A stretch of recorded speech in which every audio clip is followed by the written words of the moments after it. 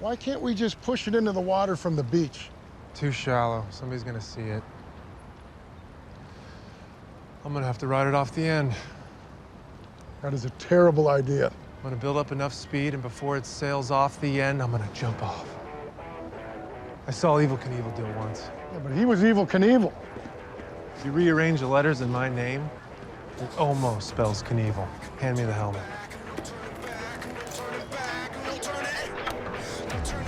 Dear motorcycle gods, please don't let me die. Amen.